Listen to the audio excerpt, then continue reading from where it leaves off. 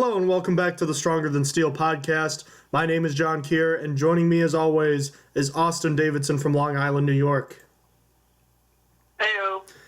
We are recording this episode later than we wanted to due to illnesses on both of our parts. Specifically, mine really delayed things, but we figured that people would not be in any rush to hear the unfortunate news that the Pittsburgh Steelers were defeated by the New England Patriots rather easily by a score of 36-17 back on Conference Championship weekend.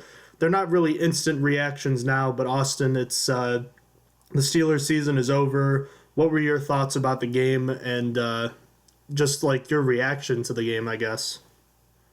Well, immediately I was devastated, and it wasn't in the sense that we lost, but in the fact of like how bad it happened.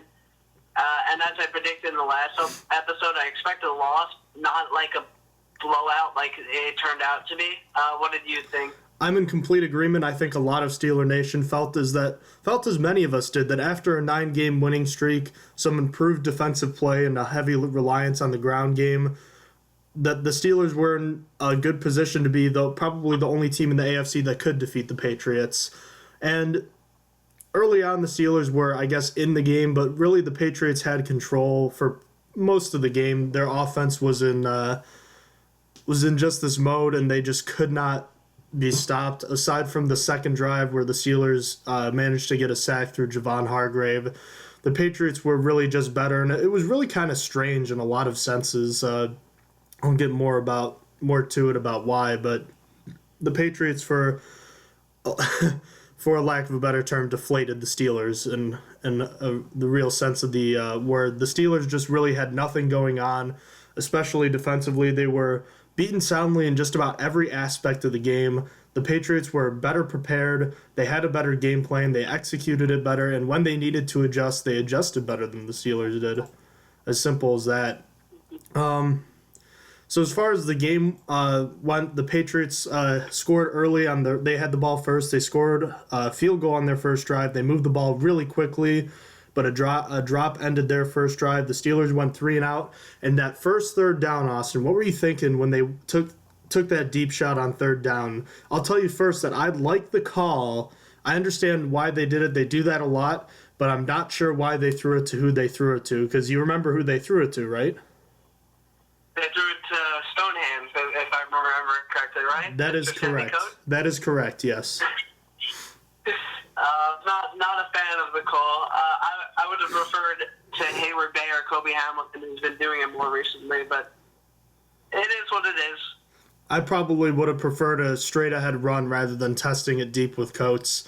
The teams exchanged punts, then the Patriots got a touchdown. Le'Veon Bell exited the game, which was kind of surprising. It turns out he's been dealing with a groin injury for the past few weeks, but the Steelers still managed to score a touchdown on a 13-play drive. Chris Boswell's hot streak ended. He missed the PAT. The Patriots responded with another touchdown. The Steelers, who were in a great position to make it a game again, had a Jesse James touchdown that was correctly overturned, and the Steelers could not punch it in. Probably, at least in my opinion, the turning point of that game, the Steelers got held to a field goal. So the score was 17-9 at halftime. I mean, I didn't feel great.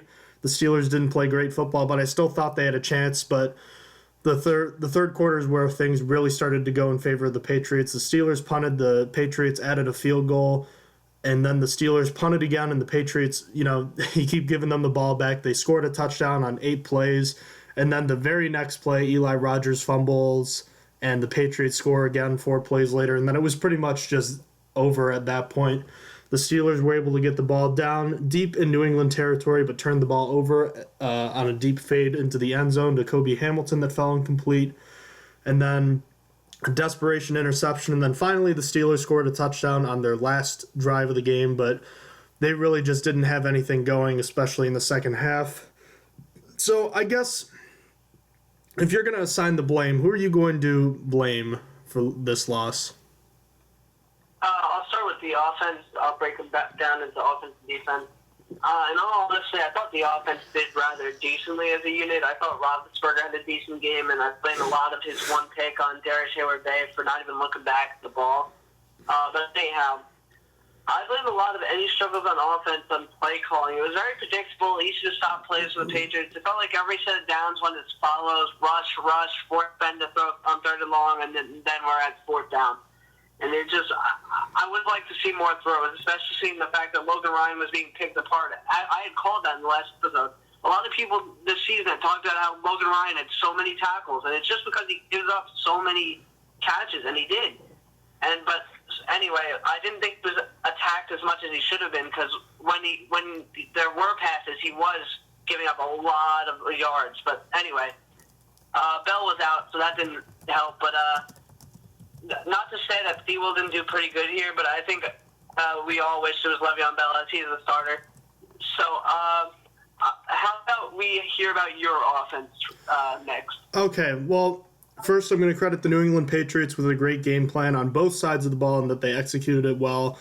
Going with the Steelers on offense, I thought they had a pretty good offensive game plan.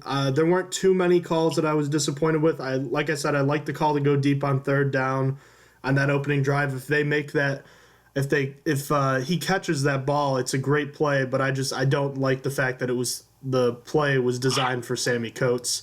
I think if you look at this more specifically, I just think the players just failed in a lot of aspects. I understand where you're coming from with the play calls, but I think the receivers were the group that failed the most. They had 5 drops as a unit. I think that includes Jesse James too. I think he had one.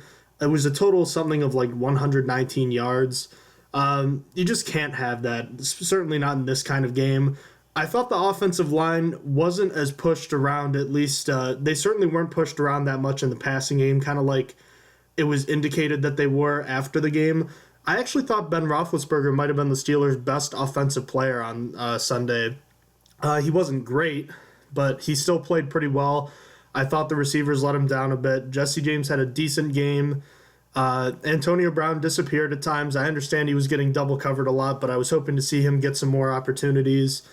It was a learning experience for the receivers. I thought the offensive line struggled in run blocking when Le'Veon Bell left, because D'Angelo Williams at times has shown patience this year, obviously not in the same way that Le'Veon Bell does, but I remember on those first couple of drives where he was in the game, he was just running right past the linemen, and they seemed like shocked that he was doing that, because that's just not how they were used to it anymore with Bell's patient style. So I think, they moved the ball. The problem was they just obviously didn't score, and they couldn't get the job done enough. And it really hurts to only score 2 offensive touchdowns when your defense was playing as badly as it did. Moving on to the defense, I had a pretty big problem with the game plan here. It's hard to say it's hard to say you should do a certain thing against Tom Brady and the Patriots, because there aren't many things that work against them. We already said last week that the book on Tom Brady is to bring pressure up the middle, and it's hard to do that when the Steelers don't have really a premier pass rusher, and that really showed in this game. The Steelers didn't get much pressure on Tom Brady. I think they finished with 2 or 3 sacks, but the second or third one or both came late in the game when it was already decided. Javon Hargrave had the early sack. Even when the Steelers did blitz, they didn't bring a lot of players. And the Steelers just had some poor zone coverages all game, and Chris Hogan was the guy that found the hole most of the time. It felt like we were watching Rob Gronkowski again, except it wasn't. But I saw the argument a lot over the past week and a half about using more man coverage, but even if you look at the stats about the when the Steelers use man coverage, it still wasn't that good. The key is the whole time has been pressure, because when you have someone as great as Tom Brady sitting back there, it doesn't matter what kind of coverages you run. If you give him 3+ seconds to throw on average, he'll find the open man. So right after the game, I was quick to blame, the poor coverage designs, and I still don't think that they had a great game plan. It probably could have been a bit better, but I think the big key was not getting enough pressure on Tom Brady. I think that looking forward into the next couple of years, the Steelers are going to need to mold their defense a little differently to actually beat the Patriots, because they weren't good enough. What about you, Austin? What were your thoughts? I had a problem problems with the game plan too. I didn't understand what went through the coach's head for most of them. On several plays, they had arguably the Steelers' best pass rushers, James Harrison and Bud Dupree, playing in coverage and rushing 3 other people. Like I didn't understand the reasoning for putting the best pass rushers in coverage and having 3 other people rush Tom Brady. That was a problem for me. I didn't understand. So we're already starting off bad with play quality. So you know how else the game gets lost? You leave Chris Hogan wide open the whole game. I don't know what happened. Like they were playing zone, and it felt like zones were being left wide open or abandoned. Anyway, veterans were screwing up. There was a play where Artie Burns was trying to get someone to get on Hogan because someone was supposed to be there, but it was too late, and it turned into one of several of Chris Hogan's 20-plus yard receptions. Then when Chris Hogan was covered, Edelman was open. Just a really bad day for the secondary all together, and surprisingly, I felt like a lot of the young players weren't the problem here. So that's what I saw on defense. Yeah, it was definitely a frustrating game for the Steelers and a stunning end. You've heard what they were saying in the locker rooms, that all the players were just kind of shocked about the way it happened. I think we all expected a loss was possible. We didn't expect a blowout like this. Another interesting stat, in a blowout like this when the offense only put up 17 points, it's interesting to note that Ben Roethlisberger was not sacked once. So he was pretty clean in the pocket, even though the Steelers' running game wasn't producing that well and they weren't scoring. Just another kind of weird stat. So how do the Steelers move forward now that their season's over and that they were in the Final Four in the NFL's version of the Final Four, but they were still really so far away from beating the best team in the AFC, that being the New England Patriots, Austin? One more time, I apologize.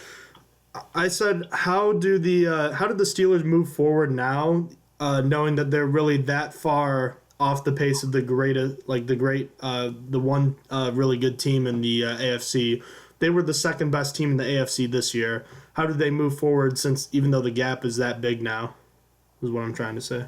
They just got to improve this offseason and get healthy. Hopefully the Steelers won't start next season off with Ladarius Green injured, and maybe, just maybe, Sinclair Golson will actually get to see just a preseason game. Who knows? I'm also looking forward to Martavis Bryant hopefully being reinstated and that he is clean, because the offense with him in it was dangerous when he was playing. That first year of his was amazing. The deep ball felt like it worked all the time, and it wasn't like throwing to Sammy Coates. But then also, don't sleep on the return of Cameron Hayward to the lineup. He's a big deal. People saw what he did in the Chiefs game earlier in the year, and him coming back is huge. It would help a Steelers pass rush that didn't really have much going for it towards the beginning. So then the Steelers should theoretically only get better in the draft. Then it's just up to how hard these players practice and improve in this offseason. So this is how the Steelers move forward by looking forward to next season. How do you have them moving forward? Well, we're going to go more in depth in a little bit for our next episode, but the reality of the situation is it's back to the drawing board for the Steelers. It's been one of the Steelers' biggest needs for the past 5-ish years. It's been that edge rusher. The Steelers have made a bunch of strides the past few years. If you want to look at a year by year, they made it a week further in their season every year the past couple of years. 2014, they won their division with 11 wins, lost in the first round. Last year, they won 10 games, made it to the second round. And then this year, they lost in the third round, just one win away from the Super Bowl. The defense, I think, is starting to turn the corner. They're still missing some pieces, but the arrow is definitely pointed up for them. And I think adding a couple more pieces will give them a good chance to make it to the Super Bowl perhaps next year. The offense is a little bit closer, but it still needs some work as well. I think that in this game we learned that at least some people think, I think this is the case. I think that the Steelers really just learned how much they miss a guy like Martavis Bryant. You look at Antonio Brown's numbers this year, by his standards, a down year. I think a lot of his numbers last year can be attributed to the fact that they had a guy like a couple of proven guys like Marcus Wheaton and Martavis Bryant to kind of take the pressure off. But when you're able to key in on Brown with I'll just say Eli Rogers is probably the only other proven receiver that was healthy and consistent the entire season. The jury's out on the rest of those guys. You don't know if they're going to be able to produce going beyond this year. They'll be invited back, guys like Coates, Hamilton, and DeMarcus Ayers, but there's no guarantee that they'll be a feature in this offense like they were this past season. The good news is that the Steelers have a lot of positions that are in good shape. Like the Steelers' offensive line is in pretty good shape. You've got 10 or 11 NFL-ready guys who are under contract or are on the team right now who can play next year. You got a good quarterback. You've got question marks with Le'Veon Bell and Antonio Brown in their contract situations, but you can expect a long-term deal coming for Brown this offseason, and more than likely the franchise tag being slapped on Bell this season. So there's definitely work to do, but it's not like they're super far, even though they got blown out in this game. Maybe they just have a Patriots problem, but there is a lot to look forward to next season. So this created a lot of big waves in the media. Ben Roethlisberger would not commit to playing this next season. I don't know what you think, Austin, but based on what we've heard from Mike Tomlin and everything since, he's brought this up before with them, and yes, they are taking this seriously as they should, but at the same time, I don't think he retires this after this season. I think we definitely see him for at least another year, probably 2 or 3 more years. What do you think? Yeah, I think he's just doing his best Brett Favre impression that he can do. He's not going anywhere yet. I mean, but at least made Dan Rooney recognize that he said in the statement the other day that he's about due to look for a quarterback in the draft. So there's that. Mm-hmm. What that's telling you is that he's saying that the backups of Mettenberger and Landry Jones is simply not good enough next year. So don't be surprised to see that position addressed sometime in the offseason. I also think you look at it, he was probably really frustrated after the loss. You know, he doesn't like losing, and he likes to let people hear about it too. So that loss, it could have been the final game for a lot of guys. Most notable guys, including James Harrison and Lawrence Timmons. Do you think this is the final game for a lot of these guys? Who else could this have been their last game as a Pittsburgh Steeler or last time on the sideline? I think on the sidelines-wise, Wheaton is probably gone. I think Wheaton is going to get offered a bigger contract somewhere because while he's not the greatest wide receiver ever, he has proven to be decent at times and even really good at times. I remember a Seahawks game 2 years ago where Antonio Brown was being shut down, and so Wheaton had 200 yards and I believe 2 touchdowns, but I don't remember the touchdowns specifically. So I think Eagles might want him, someone like that who needs a decent wide receiver. Then moving on from there, I think Landry Jones is more than likely gone. I think they said Dan Ruby saying he wants a quarterback in the draft just shows that Landry Jones is probably not coming back. And then this one is more of a long shot because I think the Steelers are going to lock him down, but Villanueva is a restricted free agent. But Denver could really want him to play because Denver has had really big struggles coming off of their offensive line, and it's especially their tackles, Russell Okung and I forget the other guy's name. I actually apologize, but either way, they're Sam Brio. They're just bad, and I think a place like Denver could offer him a contract and be willing to give up one of their draft picks to get a restricted free agent. But then there's the big one that's obviously not going anywhere. Le'Veon Bell, he's going to get the franchise tag, but you have to mention him just because he is on his contract. What do you think about the Steelers free agents this offseason? Who's staying, who's going? Well, based on a very short list of the people I know, I do think you're going to see Harrison and Timmons back. I think at this time last year we probably would have said Timmons would have been gone, but he played pretty well this year. I do agree with you. I think Marcus Wheaton's gone. I don't think it's hard for him to make big money with the kind of year he had this year, but I think this is his one chance to go out there and prove that he can still be something.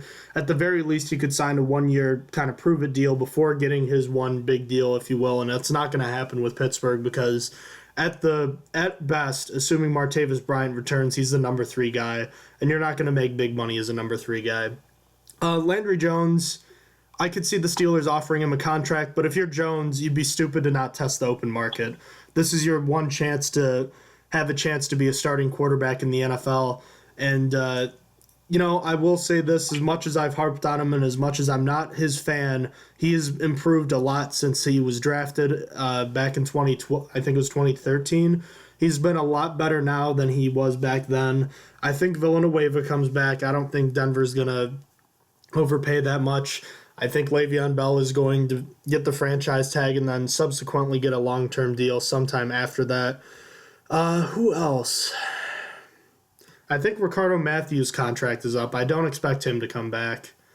I know we're missing on a couple other guys, but like I said, we'll get to it later in our next episode next week. But obviously, the last game of the football season is coming up on Sunday. It is Super Bowl 51 between the Atlanta Falcons and the New England Patriots.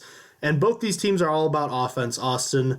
The Atlanta Falcons boast what it will most likely be the MVP in Matt Ryan, throwing for just under 5,000 yards and 40 touchdowns, only 7 interceptions, and they have that great duo on the ground of Devontae Freeman and Tevin Coleman, who had 11 and 8 touchdowns on the ground each, and were both critical targets in the passing game. And obviously, you have a top 3 receiver in the NFL in Julio Jones, who had a mere 83 catches for 1,400 yards and 6 touchdowns. The defense, which was highly criticized over the course of the year for not being very good, played very well in their 2 postseason games against the Seahawks and against Aaron Rodgers and the Green Bay Packers, who were red hot at the time and were running the table, and they ran into a kind of a immovable object in the Falcons defense in that game, who I believe the final score was, 45-22? Was that the final score? Something like that. I can't actually remember. It's been a while. Well, in any case, the Falcons defense played much better in the playoffs, so they have a lot to like. And then on the other side, you only have a 4-time winning Super Bowl champion quarterback in Tom Brady, 28 touchdowns to 2 interceptions this year. You've got LeGarrette Blount, Deion Lewis, and James White, 3 capable running backs. You've got Martellus Bennett, Julian Edelman, and now all of a sudden breakout star Chris Hogan among the receiving threats, and you have the number 1 ranked scoring defense in the NFL in the Patriots. It should be a good game, don't you think? Even though the Steelers are not in this game, if I'm a casual football fan, I'm very excited about this one. This should be a decent one. It's a different one from the past couple of years where it felt like it was the battle of the defenses in previous years. Seahawks, Patriots, and Denver and Carolina. It just felt like whose defense is better. This is, as you said, like the complete opposite. Is whose offense is better. In fact, if the Falcons win, they're going to be the worst defensive unit to win a Super Bowl points-wise, giving up 25.4 points per game, and that would be a record. It's over the Giants, who in 2011, who averaged giving up 25 points per game. So it's an interesting one. Absolutely. I know we're kind of doing this on the fly, but what would another Super Bowl win mean for, I guess, Tom Brady's legacy, in your opinion? For his legacy, it's just going to be the adding to, hey, this guy's a first ballot Hall of Famer. So he's already kind of got first round Hall of Famer locked down, but it's just adding to his resume. I mean, he's already got a long list of awards and crazy things he's done, great things he's done. I think this is a personal victory. He came out the other day. I didn't actually get to watch it, but I did read about it. He was very emotional in the press conference. His mom has been having problems. She's has a disease that's undisclosed so far, and it's really been weighing on him, as he said. So I think this would be a big win for him, for his mom and such. So maybe not for his legacy, but I feel like it's a good year for him to win. Well, at least personally, my thoughts on Tom Brady. The last few years, I think the Super Bowl win in Super Bowl, 49 over the Seahawks, I think that cemented him, in my opinion, as probably like a top 2 quarterback of this generation. I've never liked personally ranking quarterbacks as far as the greatest all time. I think it's too difficult to rank based on the way the league was back in the pre NFL merger era, or in the 1970s when it was. Let me just give you a stat here. Can you tell me, just take a wild guess at the decade high for touchdown passes in a single season in the 1970s? In the 1970s? Yeah, just the decade. like 10 years. Not like combined, but like in one season, what was the highest like touchdown passes in a season for the entire decade? I'll say it was 30. It was 28. Not a single quarterback threw for 30 touchdowns in the entire decade of the 1970s. Just to give you an idea of how run-oriented and how difficult it was to actually move the ball on offense back in the day. So that's not to say that someone like Roger Staubach, Fran Tarkenton, or Terry Bradshaw, Kenny Stabler, quarterbacks of the 1970s, that's not to say that they're better or worse than Tom Brady. I just think that it's hard to specifically rank them based on how you played back in that era. But I will say that in the modern, modern salary cap era, say 1990 on, I think Tom Brady's the best quarterback ever from that period on. And granted, that might not be doing him his entire due, but I think that he is another Super Bowl will absolutely cement that legacy for me. I think this would absolutely be a personal victory for him, like you were mentioning, with everything that's been going on with his family, and obviously you've got the whole Deflategate revenge tour thing. If you think that that's a big deal or not, but he's won 4. This will be his 7th Super Bowl, and I mean, a lot of people are lucky to just play in one, but he's all about winning, and I think it would be just. I don't know if icing on the cake is the correct term to that, because that makes it sound like it's not important, but in a sense, based on everything he's done, it almost is. On the other side, you've got the Atlanta Falcons, a team that has never won the Super Bowl, that's been to 1 Super Bowl, and you've got Matt Ryan, the guy that has traditionally been a guy that could have never won it all. A couple of years ago, we were asking, what's wrong with this guy? What happened to him? He used to be this great guy at the quarterback position, and all of a sudden he fell off. Well, now he's back, and now he has a chance to help his team, his offense, be considered one of the greatest, if not maybe the greatest single-season offense of all time if they win on Sunday. Tell me what you think about it. The combination of Julio Jones, Coleman, Devontae Freeman, Matt Ryan is probably one of the best offensive lineups ever, and that's not to forget about even if their second and third string wide receivers like Mohamed Sanu and Taylor Gabriel are good. Also, they did well in free agency, picking up Alex Mack from the Browns. Like that, he's been an amazing pick for them. He's been playing fantastic, and they did great in the draft. And it's just this Falcons team is one of the better offenses seen in the Super Bowl in a long time. Let me ask you something. I just forgot, but I guess in the meantime, I just remembered. I saw a stat during the NFC Championship that the Falcons are the only team in football this year that has had the exact same starting 5 offensive linemen play in every snap this season. That's pretty impressive, don't you think? Yeah, wow, they stayed healthy. I wasn't actually aware of that, so that's pretty good for them. I mean, they've had consistency, so no wonder why they've done well. Everything is easier when things stay consistent. And, I mean, besides Julio Jones, they haven't really suffered many injuries this year. I mean, obviously they lost Adrian Claiborne just recently, but it's good for them to have the consistency. Absolutely. Go ahead. A big question I had for this game. How do you think Malcolm Butler is going to fare against Julio Jones in this game? Because I don't know if you saw on social media, but a long time ago, before Malcolm Butler was a Patriot, he tweeted that he wanted to cover Julio Jones before he even knew he was going to play in the NFL. And then recently this come back up, and then he said he's excited. Dreams do come true. So what do you think of this matchup? Who do you think has the edge here? Well, undoubtedly Julio Jones has the advantage. It's not to say that Malcolm Butler isn't a good player or a good cover cornerback. He's that guy that wants the tough assignment. He wants to prove that he's the greatest. He wants to prove that he can make the big plays like he did in Super Bowl 49. He's certainly capable of doing it. I mean, he played a big part in shutting down Antonio Brown in the AFC Championship game.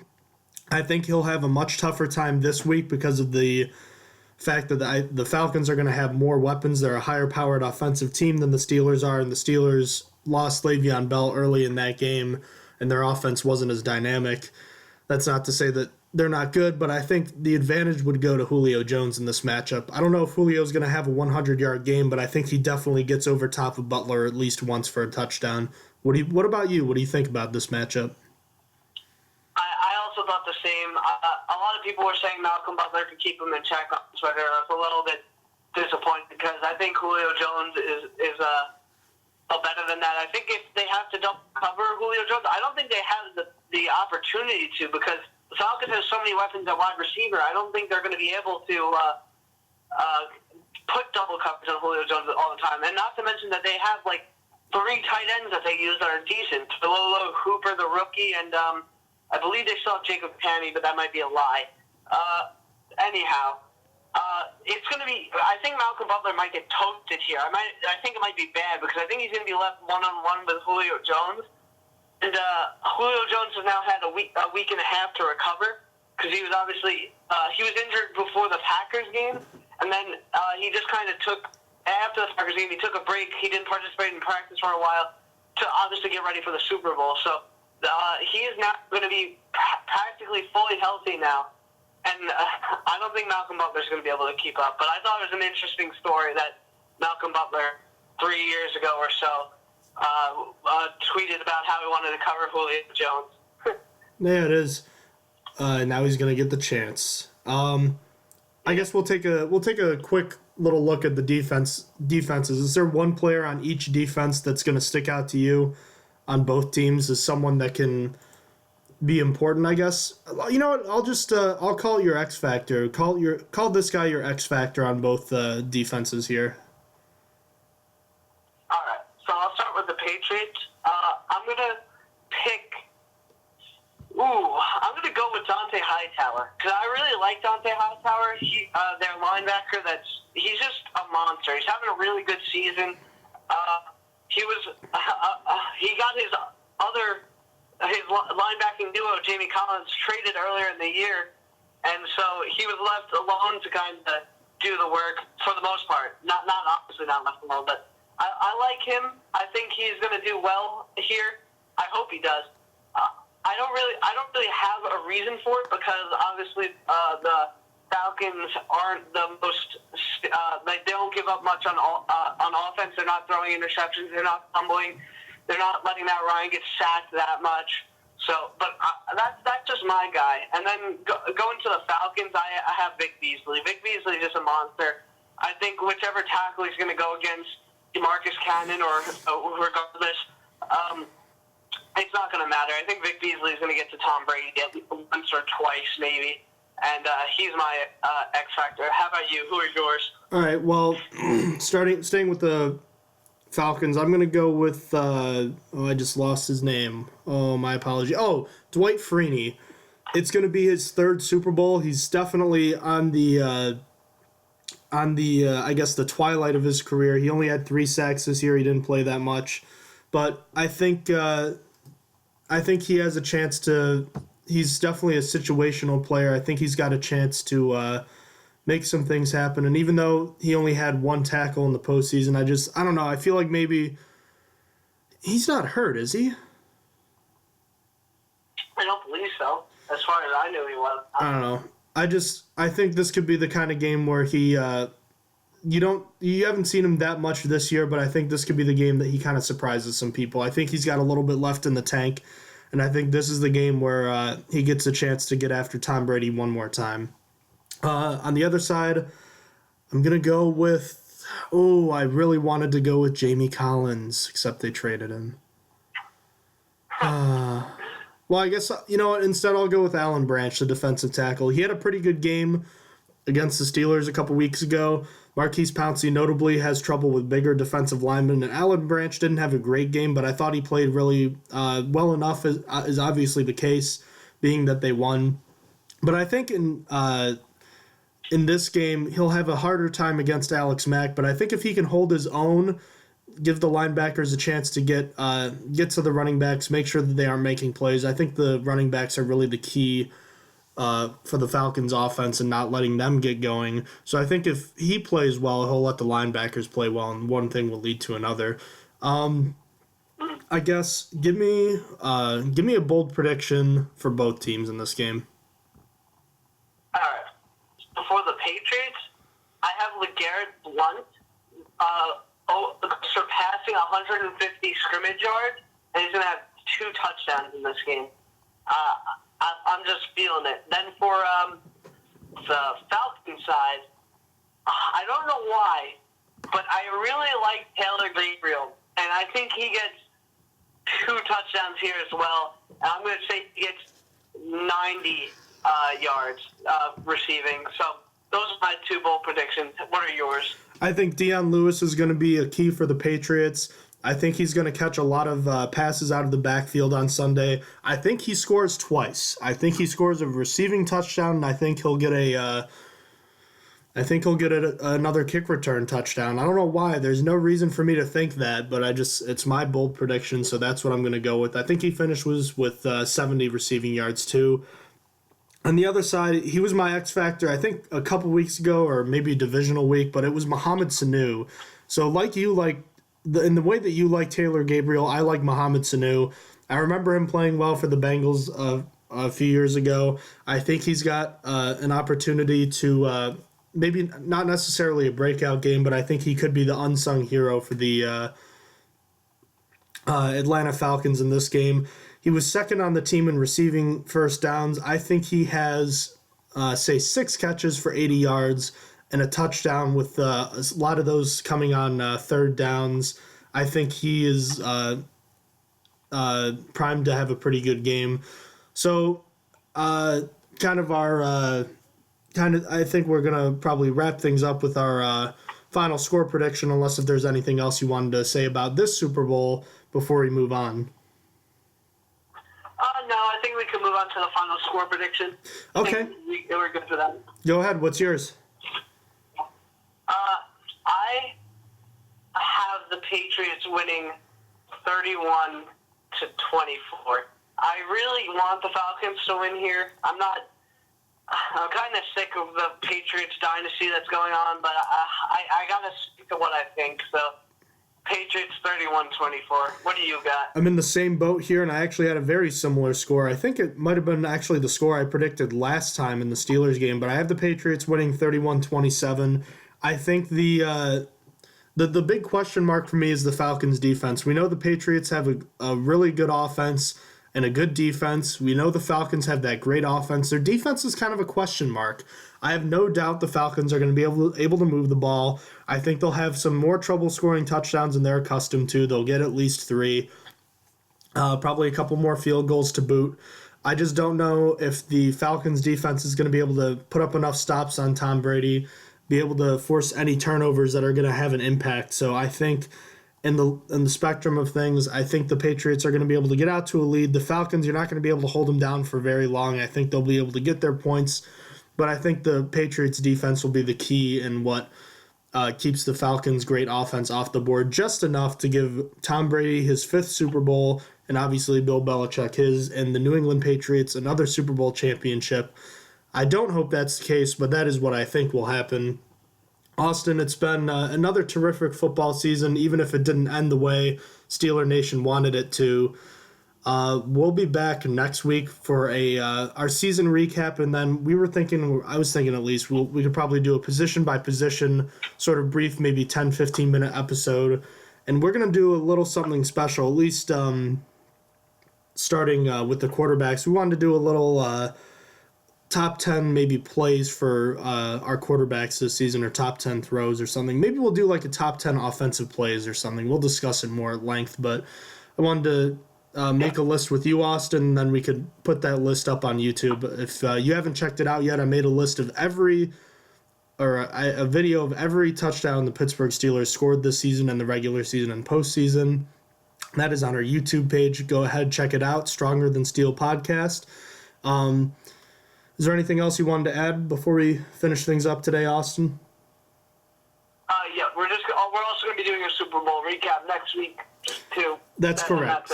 Yes, that's correct. Hoping to get Will Lester back on for that episode. We'll have to talk to him and see what goes on. Hopefully, it's a good game. I'm looking forward to doing an episode recapping the game. What are you doing for Super Bowl Sunday? I actually host this year. I'm hosting. I'm bringing people over. We ordered in Heroes. It's going to be lit. What is that? Heroes. Like Italian or American, like sandwiches.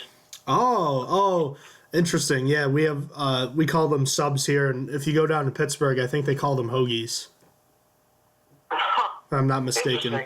Yep, it's interesting dialect, but I, on the other hand, am either going to be at my place, have some friends over. I'm going to be at my friend's house next, just down the street. I am going to be making my taco dip again, which you've had a little bit of, Austin.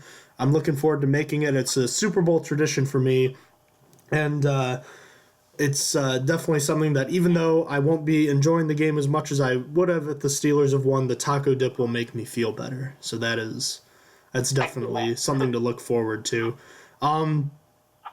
If you have any questions about the show, you want to check us out, ask Austin or I a question, email the show at thestrongerthansteelpodcast@gmail.com. Give us your thoughts on our Super Bowl Sunday, activities, maybe your thoughts on tradition for Super Bowl Sunday.